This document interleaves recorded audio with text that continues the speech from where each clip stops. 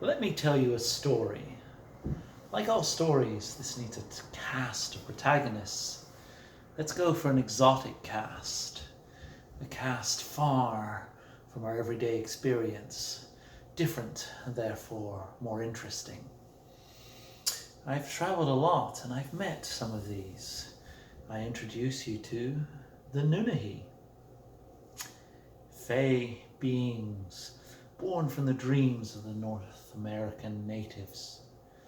They used to go all across the continent, never staying in one place, moving from one to another, gathering the glamour, accessing Arcadia, the higher hunting grounds, as they called it, apparently, or at least that's what they claimed to me.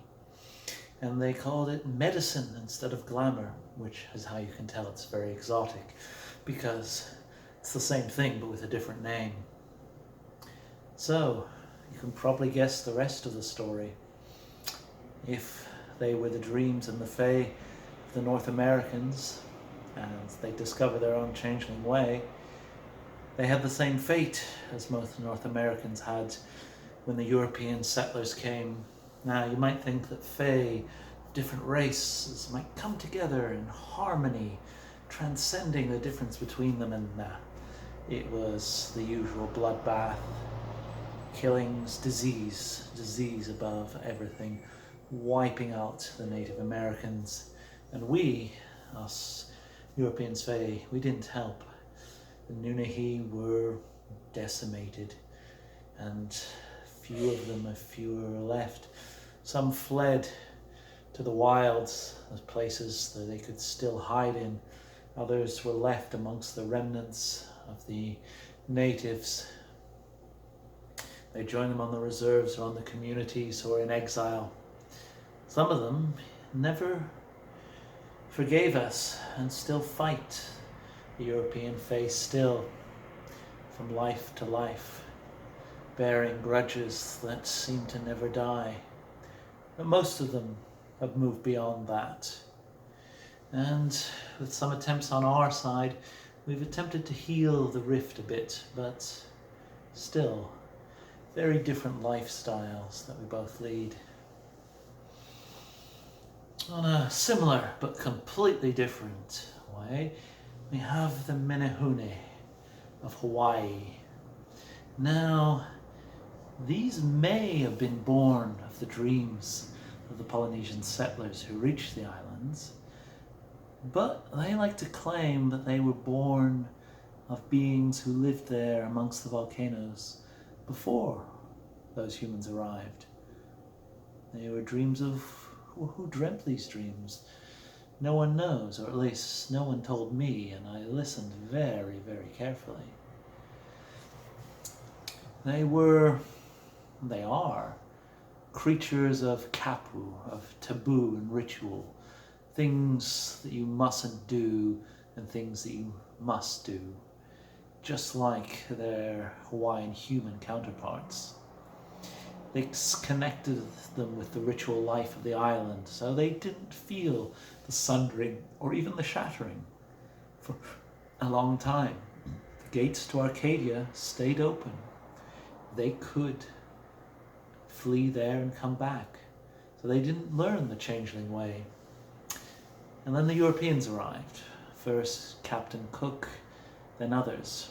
And Cook brought with him iron tools, iron plates, iron nails, and this was a cause of great excitement amongst the Hawaiian human population, who lusted after this new metal with its wonderful properties. And the Menehune, of course, were completely distraught as cold iron entered their world and brought with it banality and danger and pain. They clung on for a long time, but European influences continued. The kapu system started to fall apart. The old taboos were no longer respected, and finally the shattering came to Hawaii. But the Menehune had no escape. They didn't know the changeling ways. They retreated to their villages then to one village, and gathered together to die, clinging to the last piece of glamour that they could keep them in this world and keep banality at bay. And then, as in all stories, a hero arrived. Well, or at least a protagonist. Jack Doggins, a European fae, a whaler. Not sure exactly which fae he was. I like to believe he was an Eshu. Let's say he was an Eshu. And he came there and he met the Menehune. And wow, who are these fae? I didn't think there were any here. And he followed them to their last refuge. And there he talked to them. He told them about the Changeling Way, about how you mixed with humanity to protect yourself against banality and reincarnate in the cycle. And they heard, they believed, and they followed his advice. They rediscovered the changing ways from themselves.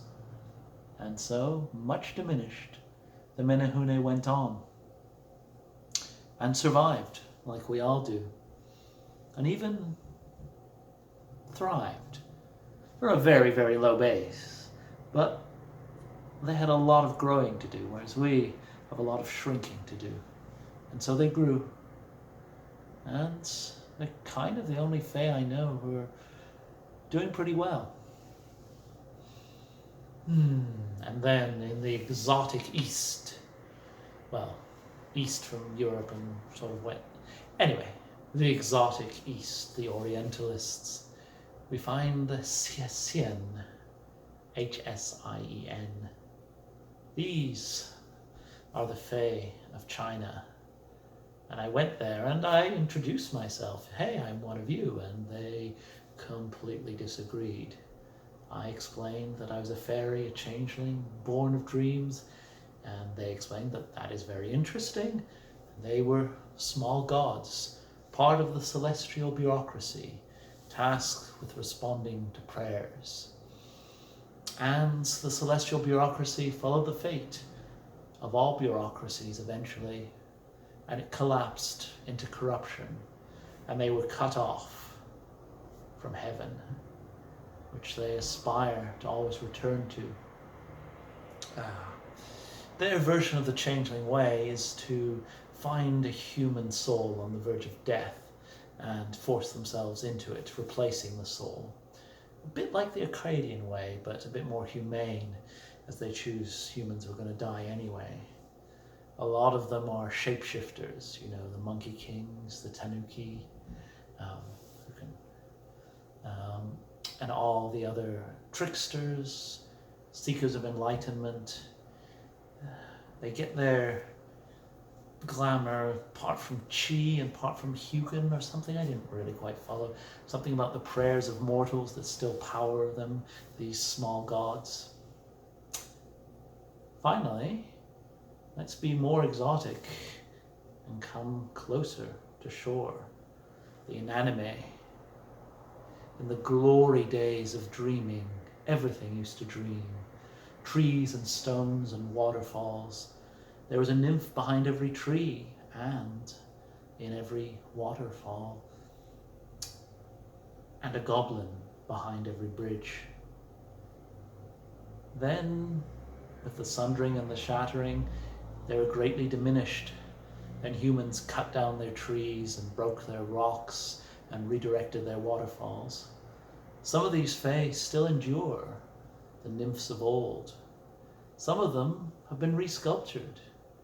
Tree cut down and made into a cabin. Well, with a bit of adaptation, you can make yourself the spirit of the cabin as well, or the spirit of standing stones or of abstract art. Not many of them survived, but a lot of them did.